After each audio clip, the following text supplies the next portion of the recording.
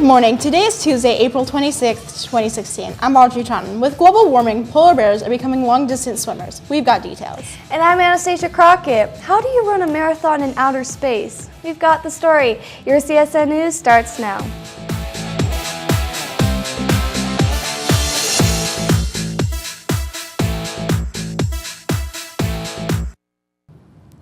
It's Spirit Week. Today is Thrifty Tuesday, dress in cheapness.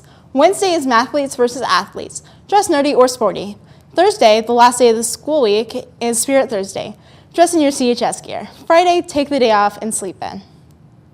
Are you looking for a job this summer? Good news! On Wednesday, May 4th, CHS will host its very first job fair from 10:30 a.m. to 1 p.m. in the Commons.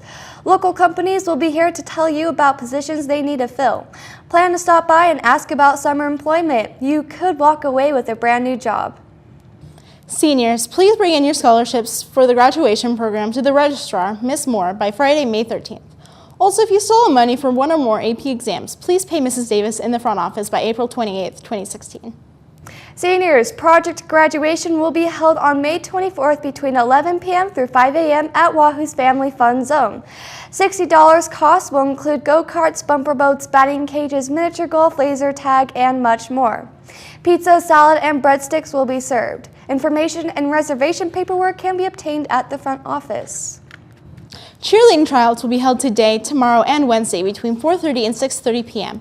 Flyers are available at the front office. If you have questions, please text 208-365-8005 or talk to a veteran cheerleader. We'll be right back after this.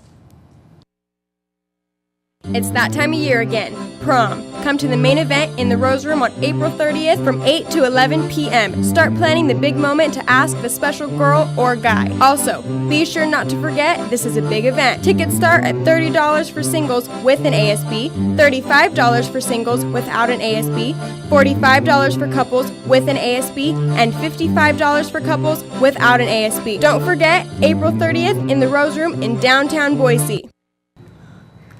Today's weather is brought to you by Dr. Kim Keller. Your smell's your first impression. Make it a good one and visit Dr. Keller today. Today's highs is 66 with a low of 48 and it's going to be cool. Tomorrow's highs is 66 with a low of 40 and it's going to be mostly cloudy. Back to you, Audrey. Polar bears are good swimmers and have always been able to cross a large amount of freezing water in a search for food and a place to sleep on the ice. But melting polar ice is forcing them to make much longer swims, according to an article in the Washington Post. Biologists have been tracking polar bears in waters off the coast of Alaska and Canada for the last 6 years and have monitored over 100 of the animals. The data is showing that the bears are making more and more long-distance swims across the open ocean, and the effort is taking a toll on their health and well-being. Polar ice is melting so quickly in some spots, according to the report, that the animals are being caught in areas with little or no ice on which to stand, much less feed and raise a family. Research shows that in 2004, only 25% of the bears being monitored took a long-distance swim defined as more than 50 kilometers, or about 31 miles. By the year 2012, the number had increased to 69% of the monitored population. Tim Peake, the first British astronaut to visit the International Space Station, just became the second person to run a marathon in space, and his record-breaking time makes him the fastest extraterrestrial marathon runner ever. The first ISS marathon was completed by U.S. astronaut Sunita Williams in 2000. Williams ran the Boston Marathon virtually, completing the 26.2-mile course in 4 hours, 23 minutes, and 10 seconds. Peake, who was tuning in live to the London Marathon, managed a time of 3 hours, 35 minutes, and 21 seconds, according to the European Space Agency. Today's SAT word of the day is eccentric, which means deviating from stated methods, unusual practice, or established forms or laws. You could use it this way. The fact that she paraded through Boston in furs, walking a lion on a leash, earned Isabella Stewart Gardner a reputation for being eccentric. Thanks for watching, and remember, live the Wildcat way.